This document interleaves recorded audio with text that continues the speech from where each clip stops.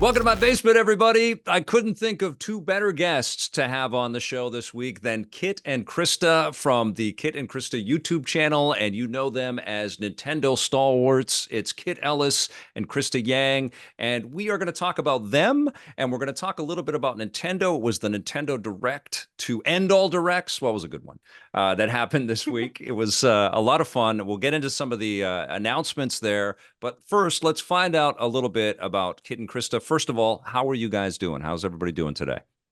We're doing great. We're so excited to be here. Oh my gosh, we get to hang out Me with too. you. Yeah, So cool. people may not know that you and I specifically have known each other for quite a long time. I think it's coming up on 20 years just doing different stuff in the industry, and we finally got to reconnect after a couple years at Summer Game Fest, which has just been a magical thing. I think you Summer guys Game know Fest each was other longer than you and I know each other. Absolutely true. Oh which is no. wild. Absolutely. Yeah, because Because you of the guys are real going back now. besties. Well, let's get into this a little bit. Well, Summer Game Fest was awesome. That, Yeah, by it the way, was. that was such a great event, and it was cool to see everybody. It was great to meet you, Chris. I'd never met you before. I'm a fan of Yeah, both of you guys, and I love the light that you shine on Nintendo and the joy that you guys put out into the world. It's always very genuine and wholesome and cool, and I just appreciate you guys. Both look like you have a lot of fun doing what you do, we and do. it's awesome. It's really great to see. But Kit, let's start with you. What was your first gig in games? Where did you start? Yeah, I started in late 2003 working at a PR agency, which at the time was called Conkey Communications after the Oh founder, yeah. Erica Conkey, and which has now Yep. become Triple Point Communications, and they're still around. And they were one of the first agencies that focused on video games. So I Hmm. spent a couple years there, really understanding, what it was like to work in video game marketing. A couple years later, moved to Konami and got to work on some amazing games, Castlevania, Metal Gear, you name it. Then made a move over to Bandai Namco, which is another company that I've just admired and loved for so long. But in 2009, I got the big opportunity to work for Nintendo. And that was, a lifelong dream and something I immediately jumped on, and I was there, both of us were there until 2022 doing all sorts of fun stuff. Yeah, it's relatively recent that you guys had to make the switch away from Nintendo. I know how Yeah. much that company means to you. Krista, did you join around the same time at Nintendo as Kit did? No, I actually joined 2 years earlier. So I started at Nintendo in 2007, and Okay. that was my first my first job in video games. I had What a start. a very different career trajectory before then, and I had like a panic moment, and I was like, no, I don't want to do this. I want to do something that I actually like. And Right. so I started applying for jobs at companies that I actually wanted to work at, and was very lucky to get a job at Nintendo. So yeah, I What was was that there. other job? You can't leave us hanging there. What were you Oh, doing so before? boring. I was gonna be a lawyer. Ew. Oh, wow. Lame. Boring, lame. Yeah, yeah. I did not want to do that. But I made the right decision because I got to work for, an industry that I'm so passionate about. And yes, a very strong start working for Nintendo as my first Right out of the video gate. game, video That's game awesome. industry job. Yeah. And then 2 years later, this guy came along, and here That's we are. so that's so cool. Were Yeah. you in what department of Nintendo were you in when you started there, Krista? I was in the communications department. So that was the department that we both were in. But I Hmm. started there as like a very like entry level assistant, kind of worked my way up through the ranks, learning all about, how to do PR, and then eventually when social media became a thing, how to do that. And then eventually when creators and influencers became a thing, learned how to do that.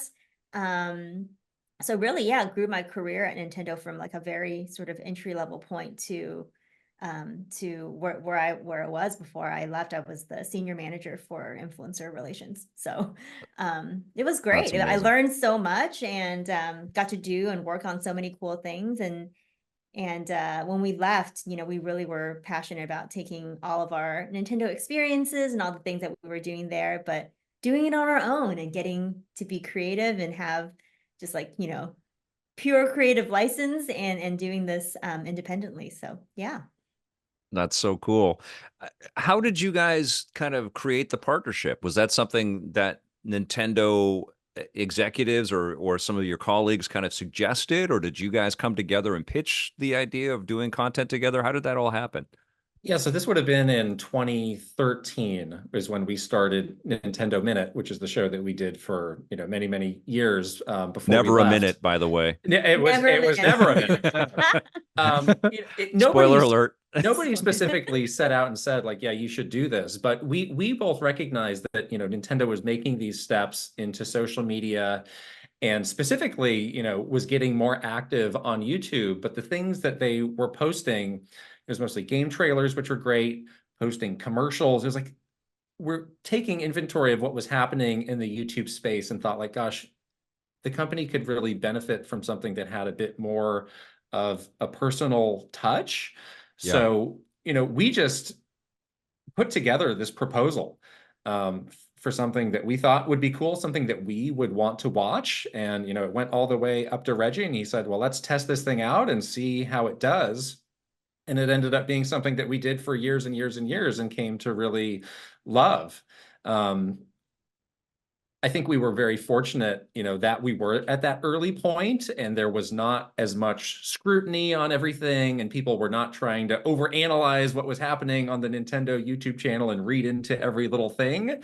I think if at the end of our careers at Nintendo, we had pitched the same idea, they probably would have said no. So it was really like this lucky coincidence of timing as well. Yeah, I think Right. we were really inspired by things that you guys were doing on EP and things that like the One Up Show was doing back in the day, where you guys were getting like the behind the scenes stories. And we were thinking like, people want to see what is beyond the white monolith that is Nintendo. And Yes. who better to give them a glimpse of that in a controlled way so that the company isn't like putting all its stuff out there. Like we can control what they see, but we can help to give a glimpse into the human aspect of this company that a lot of people sometimes forget about. It's like, what are they doing back there? Who are the people that are making these games? Who are the other people that is not Mr. Miyamoto that's doing something at this company, making the products that I love and the games that I love. So we were really inspired by you guys, and definitely that, idea of telling a human story or giving somebody the human perspective behind a company that's traditionally very like corporate and kind of don't want you to see what's going on. That was sort of the origin story of why we wanted to do Nintendo Minute. Well, you could see it in your faces, the joy that this opportunity meant for both of you, and I think that's definitely what Nintendo understood. But I think what people may not recognize about Nintendo is that it's not an enormous company. I mean, it's a very, very successful business and it has tendrils all over the world, but it's not a super, super big company, right? You can kind of get to know not everybody, but a huge chunk of all the people there. And it must have been really gratifying to be able to talk directly to Reggie and get a thumbs up around all of this stuff. And Reggie was on your show all the time, I would imagine as well, right? Yeah, we had some amazing access over the years. When E3 would come around or whenever developer was in town, we were able to get them on. So I think that was like, something that happened pretty early on was like we sort of earned the trust of the company of what this was. Sure. And, that we would properly portray the products. We were one of a small handful of approved spokespeople at Nintendo who, could get out there and talk publicly on behalf of the game. So I think, ticking that box helped to allay any concerns that people had. But yeah, it was amazing the support that we got from developers. And I think we were able to, share some stories that otherwise would not have gotten out there. And again, just, show what these people behind the games are like. And they're incredible people and they have incredible stories. Yeah. Do you both speak Japanese? No. No, neither of us do. Neither of you? Us do. Yeah. We relied heavily on the amazing team over at the Nintendo Treehouse that would, not only be around to help us communicate with the developers, but they were oftentimes like so knowledgeable themselves about the Yeah. games and Yeah. could really set us up for success. And they were amazing partners. But yeah, we never had to learn really at our at our jobs at Nintendo. We never really felt super held back, I guess, by Yeah. not knowing Japanese. Knowing Japanese there was kind of a double-edged sword. It's But true. on one hand, you did get access to this whole other layer of conversations that were happening and could talk directly to these people. But on the Yeah. other hand, like there was just a constant need for people who spoke Japanese. So it's like, hey, could you come into this meeting and just translate this? Or I got this email and I really need to know right now. So I saw that of the people that we worked with who spoke Japanese, there was this kind of silent burden that they carried. True, Because yeah. people always needed them to do other stuff. Right, right. You're always on the Well, hook yeah. to translate.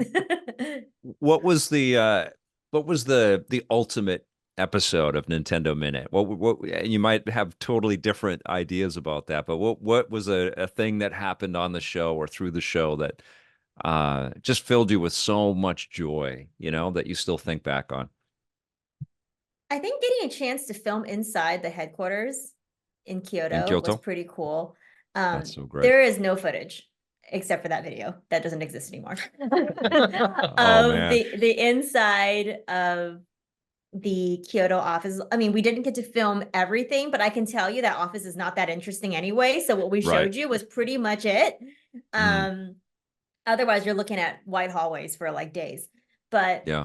just having been to getting to that like relationship level, I think was like a huge check mark in the book of like, this show really became something. Like That's amazing. this company at the highest level trusts us so much to take a camera inside this like basically FBI Pentagon type building and let us The film. X-Files. Yeah. Right, exactly. Yeah. Like the secret It's Men in lab Black. underneath the Pentagon. Yeah. That level of trust was something that we never really took for granted. We knew that, as the show was going, we were building that trust like little by little. And it showed in the access that we were getting to the developers and to, the highest levels of Nintendo leadership. But yeah, when they said yes to that project, we pitched it and I was like, oh gosh, there's a very small chance of them saying yes to this. But when they said yes, we were like, oh, okay. That's cool. Like that means they really believed in the show and they really trusted us and they wanted us to do it. So that was pretty cool. Did you guys Like fly out there just to do that, or were you in Japan for other things? we were in Japan for Nintendo Live, right? I think was that the Oh, year for great. Nintendo Live? We were there for some other meetings. So some people don't know this is like, work doing Nintendo Minute was not our, defined job at Nintendo. Like Krysta said, she was overseeing the work an influencer, and I started in PR and eventually came to oversee the social marketing arm of Nintendo. So it really was like a passion project that we were doing in whatever free time we could cobble together. So yeah, the idea of us going over there just to do that was, I don't think, something that people would have been into. But the fact that we were there, let's take advantage of this cool opportunity. And again, like, yeah, people were glad to make it happen. And, we were there for these other busy meetings, but we found the time to do it. It came out really great. Yeah. Had you been to the Kyoto offices before for work, or was that your first time? I think that was my first time. Your first time. You've been before. I had been before, Yeah. but yeah. And then later after that year, we were going like pretty regularly. We would be there probably like at least once a year. Yeah, so it is a big deal when you start to get access to those meetings in Kyoto, because that means like, well, you're kind of. Oh, you couldn't see me in Vancouver, but I was green with envy because that's like a freaking dream for me. I'd love to go out there. It's like the final castle, you Yeah. you have to go in that boss dungeon at least once just to see We it. We did a documentary on oh my God, I can't remember the name of the game. But Jupiter, I think, is the name of the developer, and they're based in Kyoto. They've worked with Nintendo for a long time. And so it was working with Disney Spectrobes, and we did the behind the scenes on it. And so we were like a block away from Nintendo headquarters, and we're like, we want to come in. The wall gated fence, like the guy in the front that looks at you. Security guard. With like squinty eyes, like, I don't know about you. So how does Nintendo then make so much beautiful entertaining, colorful, joyful work when it's such an austere environment, when there isn't art on the walls, when you almost feel, I don't know if they wear lab coats anymore, but I think back in the They day they do. had they still They do. do. Yeah, they have these little Amazing. blue jackets that it's like a Yeah. uniform that they wear. Yeah, and we were Wild. like, how popular? I mean, I don't think they make you wear it, but people wear it. Like People are into it. 90% of Yeah. people, they were wearing Yeah. it. I was like, oh, okay, we're like in a So, factory. because they're kind of scientists of fun in a way, but A little bit. how do they do that? Because not even every other studio in Japan is like that. There Yeah. always is this, like, there just, it usually is a little bit of a celebration of the work, but I don't Mhm. feel like Nintendo does do that very much. Really, they make it, they work on it, and then they move on. Yeah, Yeah. earlier in my careers, with Konami and Namco, had a chance to go see their headquarters, and you're totally right. Like it's different over there. Those offices are more fun. They've got stuff representing their work. It's like, okay, I can understand how these creative products come out of a place like this. And it is different than Nintendo, and it's true that they see things completely differently than any other company in the industry. There was a quote that was going around recently, and I'm blanking on who the developer was, but it was an outside Nintendo developer who partnered with them to make a game. And he was like, it's like I had learned to see another color, where their philosophy and their mindset of making games is different from the rest of the industry. And I think that comes through in the experiences and just the love that people have for them. I think they're, to your point of being a smaller company, I think they're all about like questioning people, like, do you really need this to be the best at your job?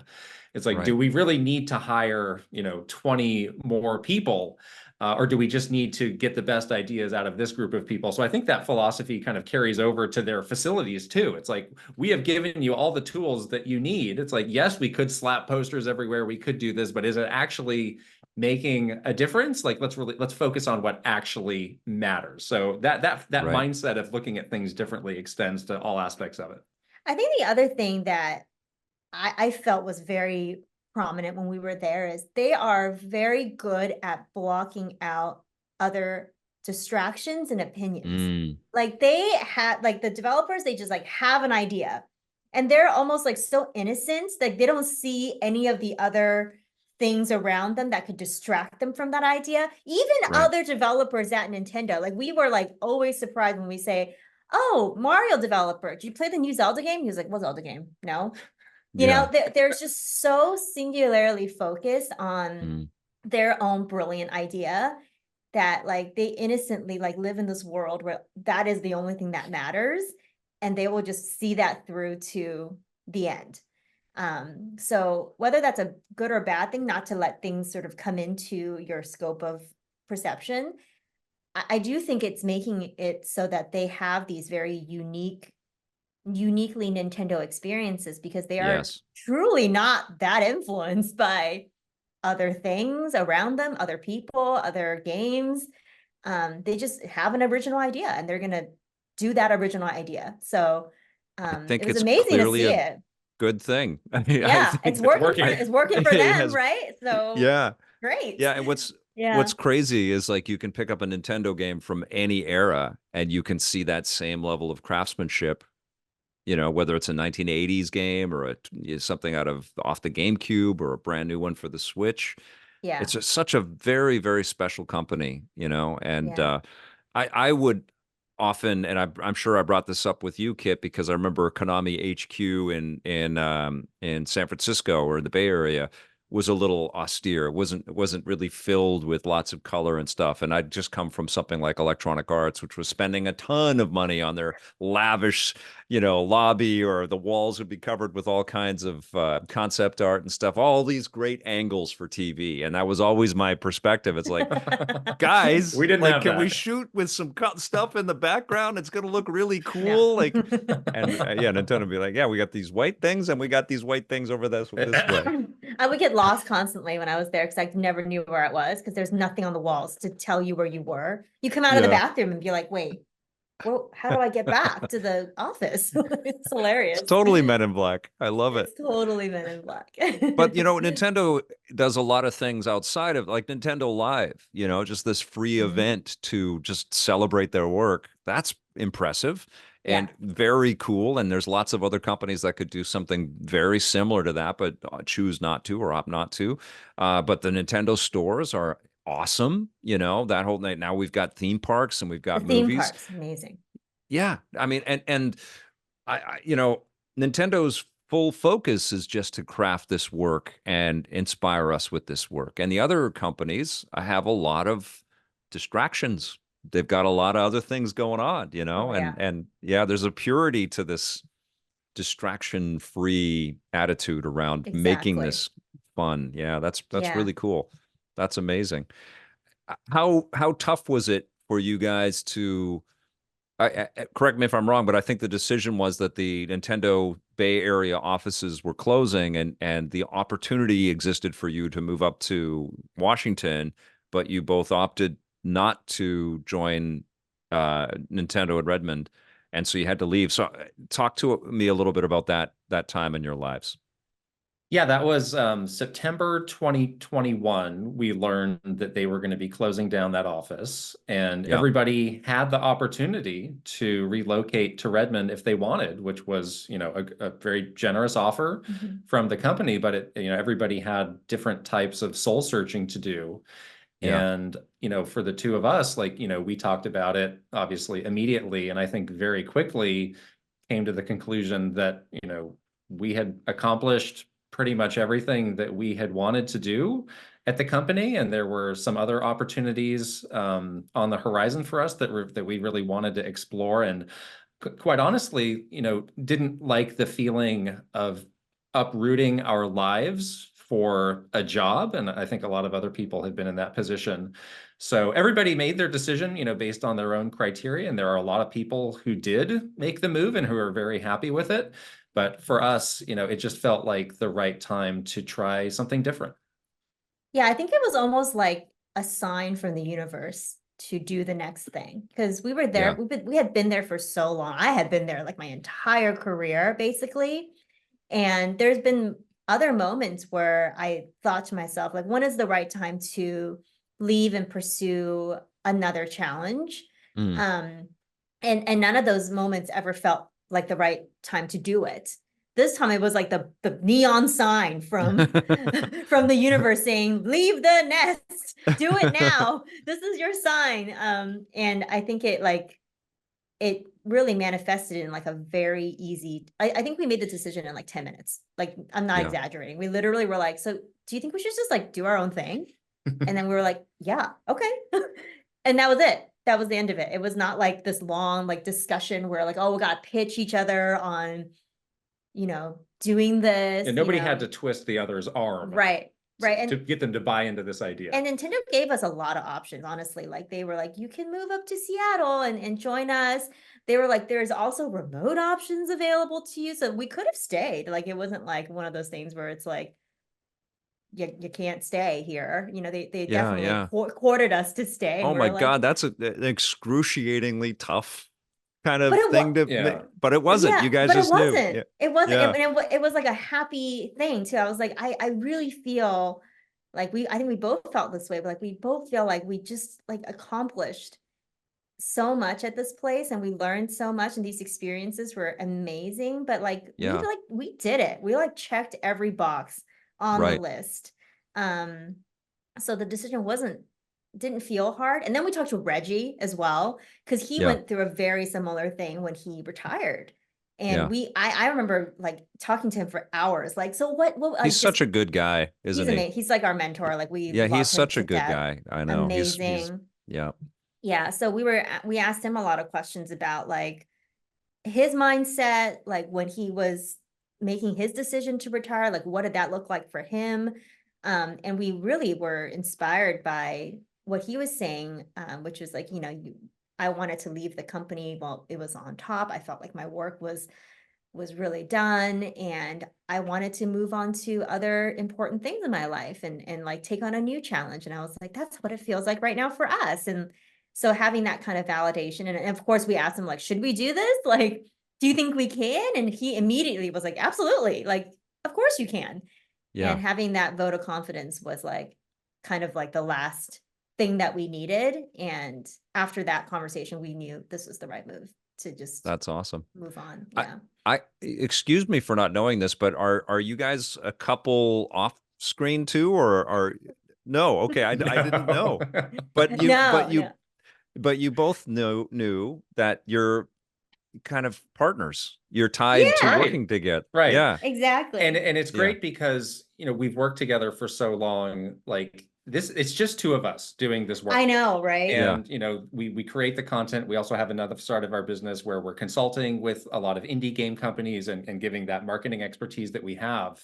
That's and great. we kind of have this alternative point of view of like, we don't really want to expand because it's like we have this sort of shorthand that we have developed over working over all these years, that we are just extremely efficient together and can get a lot of things done and are like somehow just always on the same page when it comes to these things. So I mean, that was part of the decision of as well. It's like, gosh, you know, we just work so well together. It would be a real shame to leave that behind. Exactly.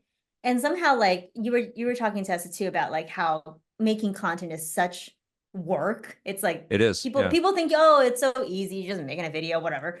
But like it really is, like production and doing all that stuff is a lot of work. And a lot of the things that you were saying really resonated with us too, because you were like, yeah, when I left and you know went independent, you sort of like lose your whole like production network. Like we lost all of that. We used to have a team that did everything for us, that we definitely took for granted. They were amazing. Yeah. now I have to do it, and I'm like, oh, it's hard. But having that kind of like very stable working relationship and like understanding each other's strengths and weaknesses really helped us, because the stuff that I'm really bad at, somehow he's really good at it. So I just make him do it, you know? And vice versa. Okay.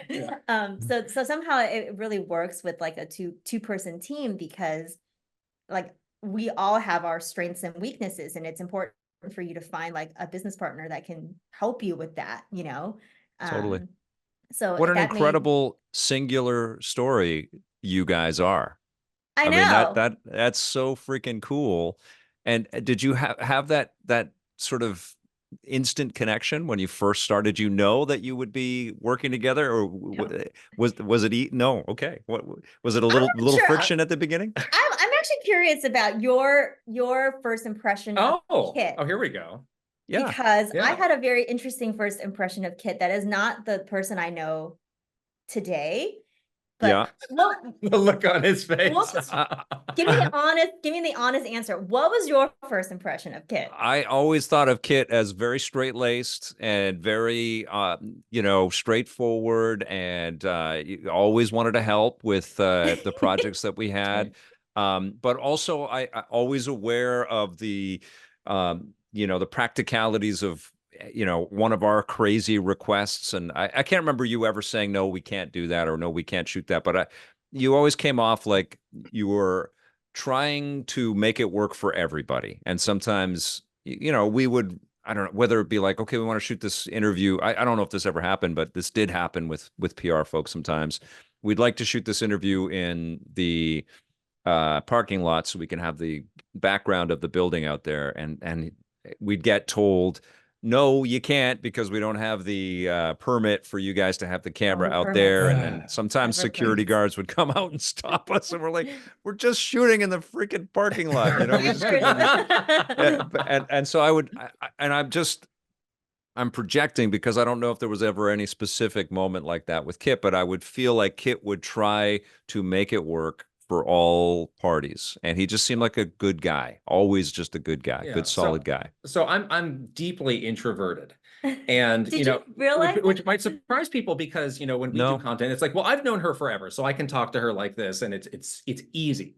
But me meeting new people and being in new situations is hard, and like honestly, like we've been saying, Nintendo's a very different type of company. I thought coming from Namco to Nintendo, I was like, another Japanese company. I've done this before. I've got this down. It was so different, and it was really hard, and I felt like I was over my head for the first several months. So what was different about it? It was just pressure. it was a more like straight-laced company where, you know, those other companies, there was a lot of seat of your pants decision making. Process There oriented. were not all those Right. processes. It was like, do what you need to do to get the job done. Whereas at Yeah. Nintendo, it's like, you have to do it this way and you better know every single step and you better do it And perfectly. I wonder if that's because there's you know, there's a little bit of an Atlas element in there where it's not just a company with products, but Nintendo or a Tom Cruise, you know, he's the star and the producer, and you know, he's Yeah. combustible if something goes wrong because he's got all of this responsibility. I think Nintendo's in that position too, right? They're not just a stakeholder for Mario. They have the whole, you know, a third Industry of on the their shoulders. yeah, a third of the industry is up to Yeah. them to not screw Yeah. anything up, right? So I would true. imagine, right? They are perfectionists, you know, Yeah. from the top to the bottom. And like I've heard people make this comparison, and at first I thought it was corny and silly, but the more I was there and the more I saw people and talked to people, I started to understand it. It's like, this is a company that's based in Kyoto, where there's all this rich history. Right, There's all right. this sort of Craftsmanship. craftsmanship Yeah. Yes. that, you know, came up in Kyoto, and you know, it's really honing your craft, you know, Over many generations. finding Yeah. perfection, you know, it doesn't matter how long it beautiful. takes to achieve this. And it's It like is. that Yeah. mentality is truly there as them making these games. Like they Right. see these as crafts in, you Yes. know, the classical Japanese sense. And those are the developers, but that mindset trickles down to every other part of the company. So it's like, you better, you know, be the best you can be at every single little thing that Yeah. you need to do in And your there's job. a lot of little things And that they that's don't not tell what, you. and They that's don't not tell what it's you. like at other places in the industry. They don't tell you what those little things are. You have to figure it out on your own. And if you make a mistake, it's big deal. It's like scary big deal. So it is Yeah. really, really hard, I think, for new people coming in. A lot of people don't make it because they stay for like a year and they're like, I can't do this. So Yeah. many people Yeah. have come and gone because of that. So anyhow, in that landscape is where I met Kit for the first time, and he was very like, And he was oh, struggling. Yeah. and like I wasn't really in this space to be like making friends. Yeah, I was like, I gotta figure this out. I really wanted to be his friend because I was like, oh, I want to like, there's a new person on our team. Like, you should try to be friends, you know? So I really did. And you'd try. been there for a couple of years. You're an old pro I at did this. try. I was like the assistant on the team. So I would do things like, I was like, do you want to order some office supplies? And like, or like, oh, let me help you with your expense report, like things like that. But the thing that actually bonded us, which is hilarious, is not even a Nintendo game. It was the game Fable on Xbox Yeah. 360. That was the Yeah. game that came out like right when you were Fable 2. Fable 2, Yes. yeah. Yeah. When you started, and we were both playing that game at the same time. And I was like, oh, I love that game. So we started like talking about video games. Who would have thought? Yeah. And realized we had like some like shared gaming interests. And of course, that is what this is now. Yeah. But yeah, then we it started to get much better. Like, and then I think you just got used to it too, Right, as right. time went on. Like, you just started to like understand how to do the stuff. And Yeah. then the pressure like alleviated a little bit, and then you could be like a real person Mhm, again. That's So, awesome. yeah. That's amazing. So you guys have been working together then since about 2011, 20, 2009. 2009. Yeah. 2009. Yeah. But together, like working on projects right away together? Yeah. Right we were on from the same. right from when Kit Yeah, we started. were Yeah. all in the same team. I interviewed him. She was the first Oh person my who God, interviewed that's me great. at Yeah. Nintendo. So Yeah. yeah. You know, one Yeah. of my favorite things about Nintendo, I've said this a couple times, so forgive me if you've heard this before, but I love the fact that every game they make and put out there, if it has the Nintendo brand on it, there is no small game from Nintendo.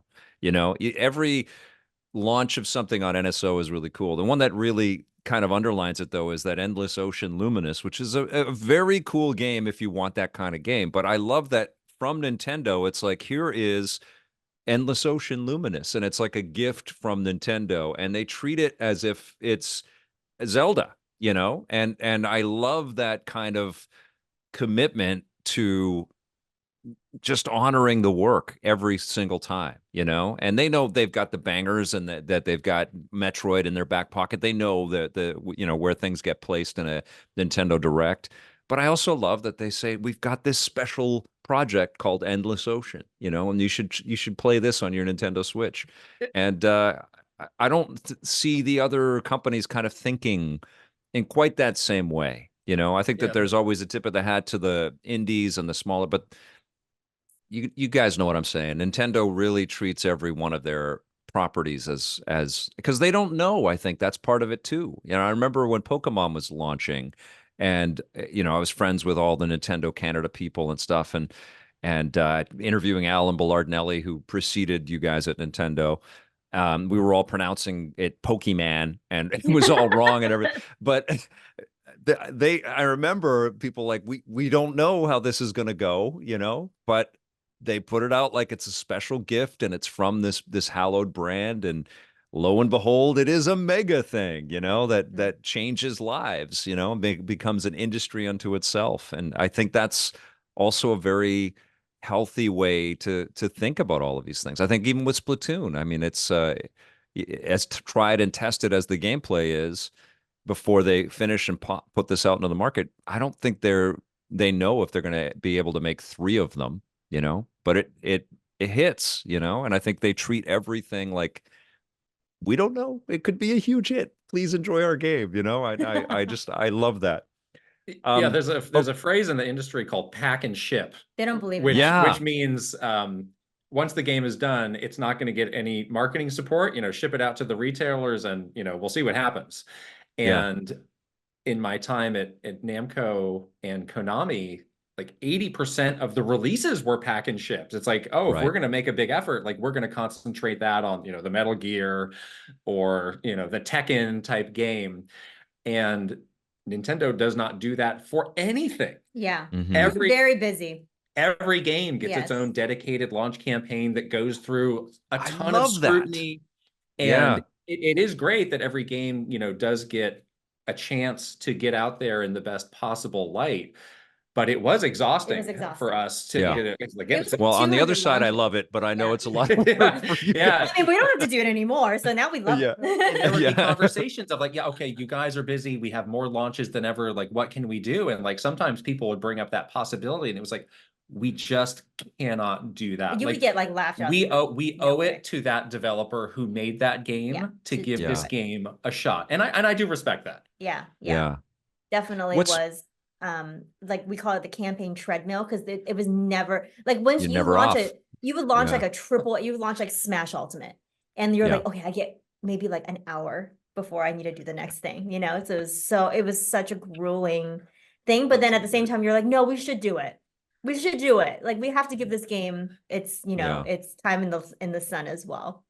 Well, I So love that too, talking with Nintendo team members, you know, my whole career, and just knowing how much they respect every one of these things that comes to market. I also feel how busy they are and yeah, how they're very little time busy. they have to play other things and to pay attention to other stuff because they've got Yeah. so many products to, you know, and that just went to 11 on Nintendo Switch. Holy moly, right? You know, Mhm. it's going to be interesting to see what Nintendo Switch 2 does, but I feel like no one's sitting out on that one. Like all the third-party companies are going to be lining up to do big releases on the machine.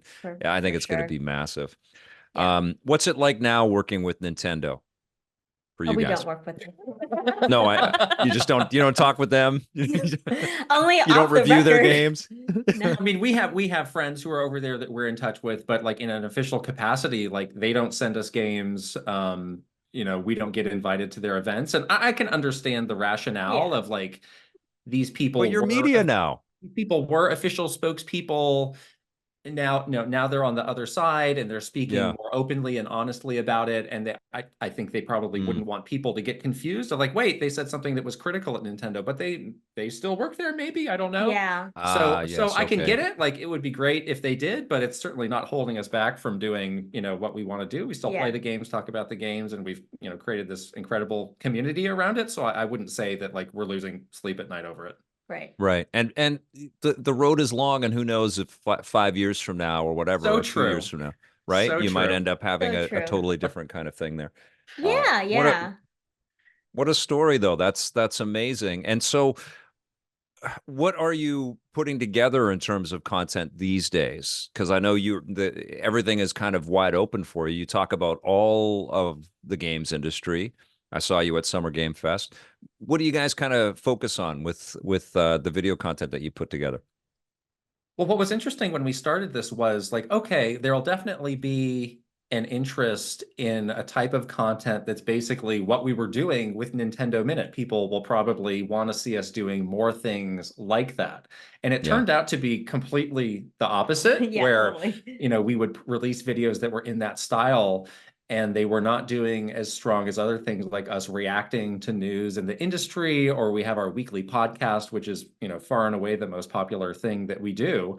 And that's just, a long form conversation where we're talking about games we're playing, analyzing news, interacting, with comments from our community. And, that's really proven to be the thing that people want to see us do the most. And I get it because, I don't think there's really anybody else out there on YouTube who has the background in the industry that we No. do and can bring that sort of insight specifically to Nintendo. So I understand that, but that was a bit of a surprise for us in the beginning of like, oh wait, people actually want to see something a little bit different than what we're known for. Yeah, that was cool because we were thinking we might be like a little bit creatively constrained, especially at the beginning, because they just want to see what they have known us to do for so many years on Nintendo Minute. But we were like pleasantly surprised that, people were really interested in like a new type of content. A podcast was something that, we had a podcast at Nintendo that you started, but we tried not to be on it too much because it was like weird to be on all the things, Yeah. So like doing a podcast was like a very different like creative muscle for us. So we were really happy that that was the thing that people loved and wanted more from. So yeah, we've been able to experiment with all types of like new content, like reactions. The people love the reactions. I don't know why. You're just sitting there watching quietly. I don't know what the appeal is, but please keep watching. But please keep watching for my hot take. But like every time there's like a Nintendo Direct, it's like, oh, the alarm bells are going off. Like we got to do like, 10 pieces of content around this Direct. So it's really exciting to be able to have that kind of almost like pure, surprise reaction or have that kind of moment but when we were working there, we never were surprised at Nintendo stuff because we knew but ahead of time.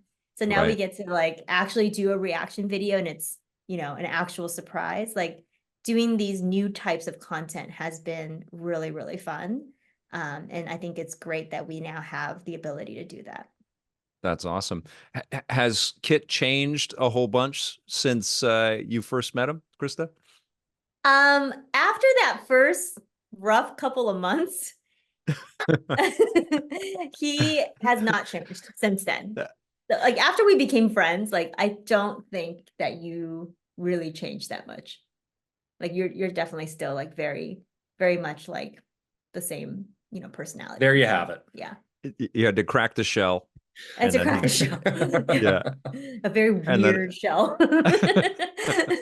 It is interesting when I find other people who are in communications or PR and they're like, yeah, I'm really introverted too. And it's like, how did we all end up in this profession that makes you tough. That really favors extroverts and where you have to put yourself out there? Like, how did it happen? And I think for us, it was just like, I'm very comfortable talking about games and, talking to other people about games and showing people games. Yeah. So like in that context, it was no problem at all. Right. But it's in other like life situations, I'm very different. Team dinners, not a good thing. Not a fan. Not a fan. Oh, wow. Oh, wow. So how much do you guys balance the media component that you do and you have this consulting side of your business too? Like, are you mostly working on media and then a little bit of consulting, or does it change from week to week? How does it go for you guys? We aim to have about a 50-50 balance, actually, because so we started doing only the content, but we had the idea of doing the consulting eventually as well. And after about a year, where it's like, okay, we got this down. We know how long it takes to do things. We know how much effort it takes to go into those. And it's like, we actually have the capacity to do a lot more. So we launched the consulting and, have been able to work with some really amazing, on some amazing games with some amazing teams. We didn't know who would be interested in our services, but it's really, been most common for us to work with indie developers, which is great because we feel like, they have great ideas for games. They're very talented developers, but they just don't have the time to dedicate to doing the other things that you need to do to release a game. So we're very glad to step in and help them with that and, give them our years of history and experiences of here, this is what works, this is what doesn't work. So that's been a really rewarding side of the work, to sort of give back in a sense to these really up and coming developers who are making amazing games.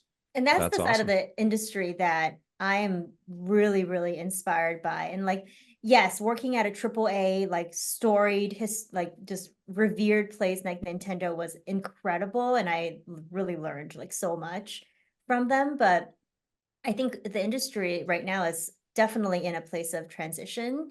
And I think that the people that are going to be helping this industry move forward is those indie developers. So being able to like work so closely with them, and we had a lot of access at Nintendo, but not the level of access that we have to our indie developer clients, where we're like every part of the step in development, we are there with them to help them like make sure their game is showing up in the best way to a player, make sure their marketing is showing up in the best way that really represents their vision. Like being a part of that in the development process is so cool. And if we can take all of these skills that we learned working in the industry and like give it to all these developers so that they can be successful, like that is the dream. So what an incredible pivot for you guys to be able to, you had these great jobs and this great position, but to kind of just transition and take it all under your control and figure out your own destiny like that. A lot of people would have pivoted to another company, or some people leave and try other types of businesses and stuff, but you guys have stayed with games and have recognized what you can give back to games. And you found a really cool way to contribute, and you still get to work together and make your media content as well, which is awesome. Let's talk a little bit about the direct that just happened, because I think people would love to hear from your perspective. Did you know any of these games were in development, or were they all surprises for you? Just Metroid, I think. Metroid, but everybody knew. Yeah, everybody knew that one. Yeah. Yeah. At this point, we know nothing, right? And we don't want to know. People always ask us, like, doesn't your Nintendo friends tell you stuff? We're like, we specifically tell them, do not tell me anything, because sometimes they try to, and we're like, don't tell me. They don't want to know. But yeah, we definitely were as surprised, I think, as everyone else watching that super amazing Nintendo Direct, like late stage Nintendo Switch. You kind of have muted I definitely had muted expectations for it, but there were some great things in that Direct, and I'm so excited to like play a lot of these games this year. So what was your favorite, Krysta? Zelda, the new what is it? Echoes of Wisdom, is that what it's called? Yeah. I have people been wanting to play Zelda for a long time, so it's that about one looks time. So cool. And every time I see Mr. Aonuma, I'm always happy because he's an awesome guy, and he always looks so handsome, and he always has the best shirts. And every time I see him, I'm just like, oh, I just love him so much. And that game looks so cool, and I can't wait. He's the perfect steward for the Zelda franchise. Yeah. He truly is. Truly. Yeah, we're all lucky to have him. I can't wait to play Zelda with my daughter. I can't, like, I'm so excited. It's gonna be so fun. It's so freaking time. We both loved the Princess Peach game that came out this year. We thought that was really cool. But yeah, you're right. Like what a power move to end. Well, there's probably going to be one more big Nintendo Switch focused Direct, I would imagine, and then the Switch 2. It's all speculation, but it really, what an amazing run on this platform. And these are some of the final games sort of destined specifically for this machine, and they look incredible. Kit, what was your highlight out of the Nintendo Direct? It was probably Prime 4, and not only because I won a bet and got to throw a pie in her face as a result of it, but So, I mean, that was the game, that was the one that we were still at Nintendo when it got announced, and I was kind of assigned to be the like marketing contact for Retro Studios for a number of years, so got to know that team really well and just really came to love them and admire their work. So it's like, on one hand, finally we get to see this game. It looks amazing. It's really something to look forward to. But on the other hand, I'm just really happy for them that, you know, all the work is paying off and they finally get to put it out into the world. Yeah, totally. What was it like at Nintendo when the decision to move from, I think it was Bandai Namco working on Metroid, to back to retro? What was it like then? And I mean, I imagine for people directly involved, incredibly tense, but did it ripple through the whole company right around that time? It was definitely a surprise, but I think everybody, you know, inside or outside the company, appreciated the very transparent video that we shared of, like, you know, this just wasn't going well, and we're going to start over with this team who's done it before. So, you know, yes, it was surprising, but I think there was just a lot of confidence of knowing, like, okay, this probably is the right move based on who's involved and who's telling me this. So, and you know, everybody knows, like, games are not always on some set schedule, that there's a meandering path to getting it done. So nobody was like, oh no, we really needed this to launch in 20 whatever. It's like, yeah, it'll be done when it's done. It'll be awesome. Nintendo has definitely trained their fans well, I think, to take these kinds of delays with a good heart, because I think they have shown time and time again, like, they will not put a game out there until it's ready, until it's perfect. Because of that Kyoto craftsmanship that we were talking about earlier, like, that is so ingrained in their company DNA. So I think the audience that they, you know, their fans have a lot of trust that, like, if it's delayed for a good reason, probably. If they're making a big change, it's probably for a good reason, and it, in the end, will be worth it. So I think they did good to, like, kind of set that expectation with everybody, like, throughout the years. So now it's not as jarring, you know, for people. And along those lines, like, this week I've seen, you know, the digital foundries of the world have been digging into Donkey Kong Country Returns HD, and they're like, oh, there's actually a lot of visual issues with this, or things that might be downgrades from the Wii version. And I've seen some people get concerned. It's like, I'm not concerned at all. It's like, they're not going to put out a bad version of this game. Like, this is where it is now. They've got some time. I'm not worried about that at all. Even the 3060 conversation about Mario Party was kind of moot when you played that exquisite game. I mean, it's one of the best things that's come out in 2024. And last year, the Metroid Prime remaster was one of the best things in 2023. So good. So good. Yeah, I just want 2 and 3 before 4, you know, some kind of remaster. You'll get it. I think so. Make some more bets. Let's make some more. I'm with you, Krysta. I think we're getting it. Pie in your face now. I think we're getting it in January. I think just like we got Metroid Prime, I think we're going to get 2. A little shadow drop. I think we're going to get another shadow drop. Yeah, absolutely. They love a shadow drop. Yeah, I could see They're going to catch us up. I don't know about 3 though. I don't know how they would remaster 3. Maybe they won't be quite as remastered, but I think we're going to get 2 and 3. Just a port or something like that. Yeah. On the Switch. Was there anything that you wanted to see in the Direct that wasn't there? Anything that you feel Nintendo's sort of, you know, slowing down on getting to us? We were both pretty surprised by the Mario and Luigi game. We were just talking about how now with Super Mario RPG, the remake, and then him and I just finished playing Thousand Year Door. So good. And then now they announced a Mario and Luigi game. Now we have 3 distinct Mario RPGs in the world on a Switch at the same time. Like, they're gonna have to do a little work at differentiating each of those.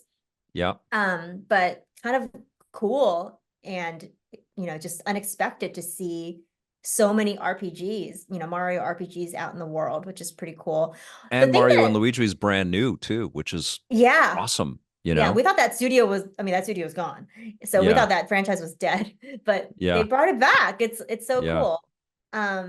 I was hoping that they would do a bit more with some of their more, like, niche franchises. Like, I'm dying for, like, a Rhythm Heaven game, or like a Tomodachi Life, kind of like some of their more unique niche audience games. Like, I thought, like, End Life Switch, this is the time to put something out there for, like, slightly smaller, slightly more niche games. Unfortunately, we didn't. It's still a couple months left. Maybe we'll see it before we get to Switch 2.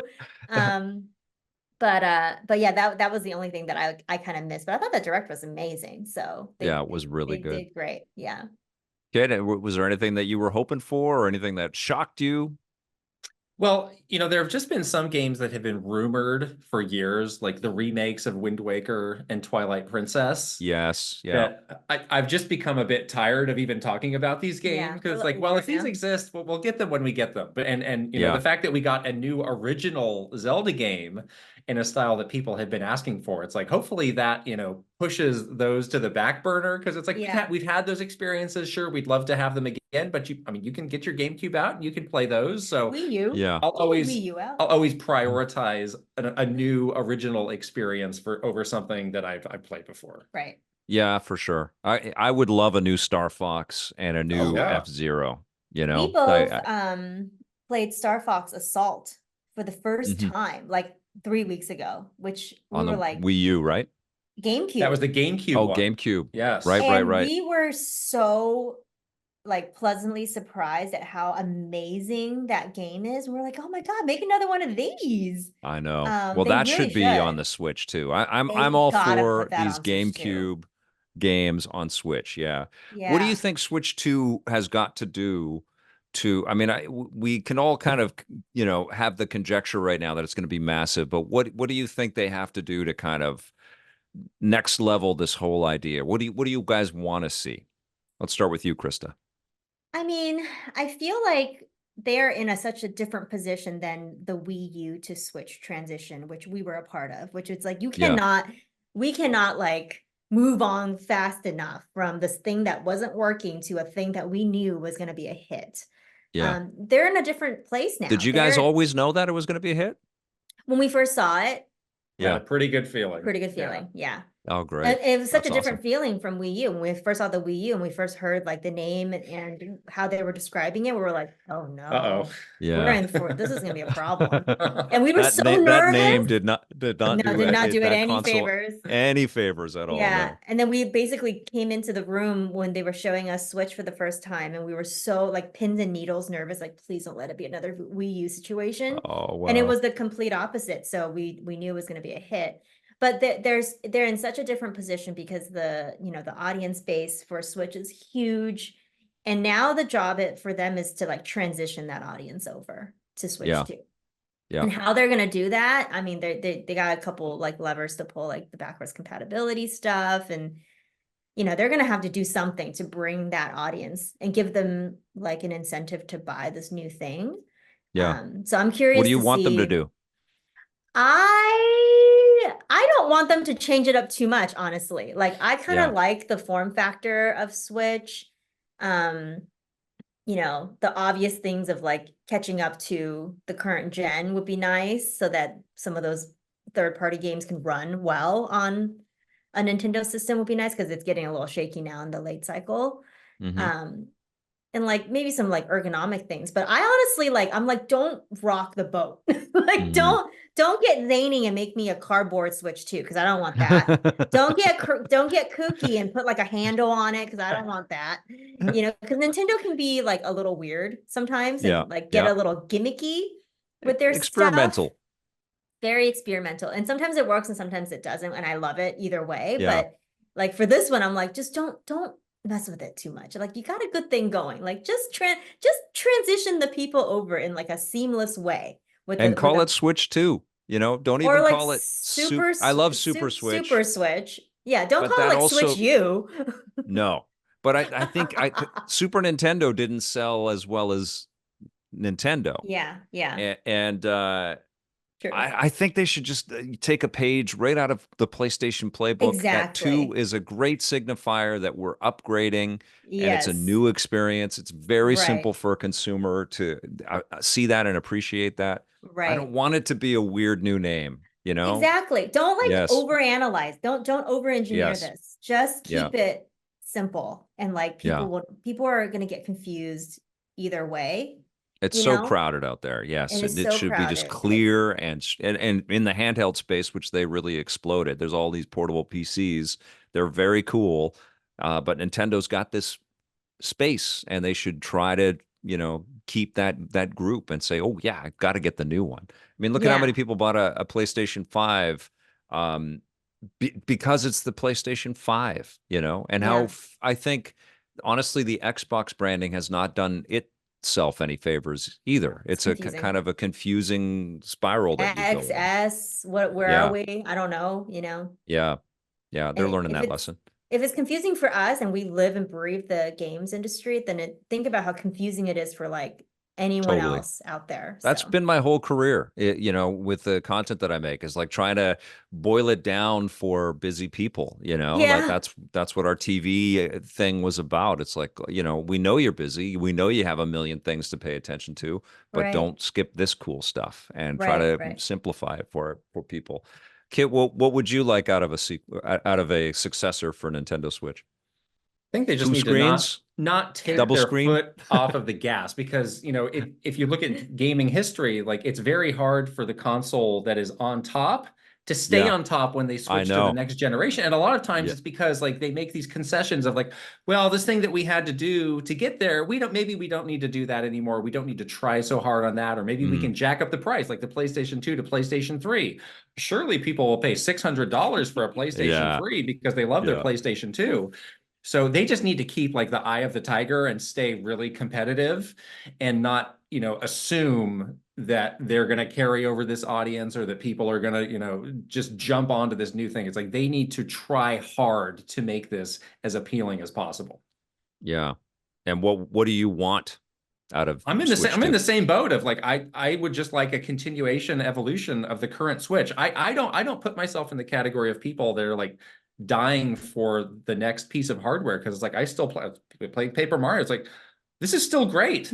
Yeah. There's a lot of things that I still love. There's only a few things where I really feel the age of the Switch. Like when I'm in the eShop is one thing where it's like, oh boy, Yeah. Loading this is is Yeah. creaky. But when I'm playing the games, I still think they look great. I still think they play great.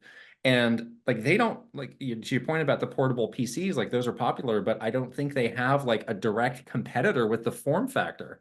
Hmm. So I think they should keep pushing that for as long as they can. So maybe I'm just easy, but I don't think there's a ton that they have to do. Yeah. And on the flip, the other guys need to get on their portable game Yeah. again, don't they? I Yeah. mean, they yeah. need to be paying attention to all of this new sort of fervor in the marketplace and come up with Mhm. a solution for people that way. I think Do the you think we're going to get cloud another stuff, the and cloud cloud stuff? gaming, Yeah. the cloud gaming stuff is where they could kind of match Nintendo a little bit, because the whole thing with Switch is like you can take it anywhere, play anywhere on a rooftop in Vancouver with the Karen. Yeah. But it's like they might not be able to like do that in the way that Nintendo does it, that special way that Nintendo does it. So maybe that whole cloud gaming thing is like where they could Yeah. compete, Yeah. Yeah. This is going to be a really crazy few years. I think, new hardware is coming. It looks like PlayStation's going to do the PS5 Pro. Um, and the games Xbox. industry isn't just crazy upheaval too, right? All of these Yeah. mega budget games and all of these layoffs and all that stuff. But we just had incredible showcases. Both Xbox and Nintendo showed us a Yeah. whole bunch of incredible stuff. Are we going to get another direct, or have we seen everything from Nintendo first party up until the end of 2024, do you think? I mean, we're like, for at least the past year, people have been saying, well, this is the last one. Surely this is the swan song. Surely we have Yeah. reached the end. No, Yeah. And they continue to have these, great games, these surprising directs that really yeah. surpass expectations. So I don't think I feel super confident saying this is definitely it. I think we know like they want to have a great holiday season. Yeah. They Yeah. want the last holiday season with the For Switch. They Switch want to to be. cash in on that as much as they can. So no, Yeah. I Yeah. wouldn't be shocked if there were, a couple other things that we didn't yet know about that they can drop out of there to really like make it as big as they can. There could be Totally. that September Switch to do that, to really prime you for the holiday season. Because that's why they do the timing that they do. That's why they have a June direct, and that's why they have a September direct. Oh, there And they- definitely will be. Yeah, I And then agree. they'll want to keep you focused so that you're not distracted by the potential of new hardware next year. So you'll spend all your money on all the Nintendo Switch stuff in the holiday. Yeah. And then next year they will transition us over to the next thing, I think. I think they're going to stay with the Switch for at least another couple more Oh years. yeah, for sure. They'll Like have like a the dual lot of SKU. cross-gen. Yeah. Yeah. Yeah. A lot of cross, and the Switch, I think, will almost become like the Game Boy to the home console in a way. You know, I wouldn't be surprised even if they make an OLED Switch Lite and just start getting people thinking like this is the portable version of the same game that you can play on your Switch 2, which is brand new, and you maybe not want to take that everywhere with you. I think there's a whole way to kind of pitch that out there. But Kit, I agree with you. Like gaming on Switch is still fantastic. It's just the other conveniences that are becoming a lot smoother and faster on games with or hardware with SSDs and stuff like that in it. But God, we're spoiled as players, huh? Spoiled for choice. We really are. We really are. Yeah, Spoiled there's for so many hardware. great games. So many great games coming. Yeah, we both went to the Xbox showcase. We were in the audience in the theater for it, which is so cool to have that experience again. That was awesome. And like, you know, we're talking about how like it feels good when you're all together and having that shared like excitement. And gosh, they showed up some great stuff too. So we just have like a very, you know, uplifting future for hopefully for games coming out this year. So we do. And I know that you know it's all tempered by constriction and consolidation and layoffs and all of that. But, you know, you guys know this medium is so important to the world and so fun for our escapism and so improving like crazy. And AI is going to be an ingredient in all that too, but that'll be a separate conversation that I'll have you guys back on for. that tiny little topic of how artificial intelligence is going to infiltrate into game making, but it's happening. It's pretty cool. That's the one thing, and Kit knows this. You both know this now. You never kind of know what your day or your week is going to be in this business, right? Like it just is always moving, and every day is like there's something exciting that's happening all the time. That's what makes this industry fun, you know. Everything is always different. It's always never what you expect, and you always get surprised by something. So yeah. Well, this was a delightful surprise having you guys on the show, connecting with you at Summer Game Fest. It was really, really nice, and I appreciate you both so much, and I'm glad to hear that you're both doing great, and I'm looking forward to our next conversation together. Amazing. Thank you for having us. This is amazing. Thank you, guys. Thank you all for watching. Thank you for listening. Remember, if you are listening to the podcast, we also stream these, or we post them on our YouTube channel, youtube.com/EPNTV. We do stream all kinds of cool stuff at twitch.tv/EPN. But thank you for your support. Thanks for hitting that subscribe button. Thanks for sharing this. We'll see you soon. And until then, play forever.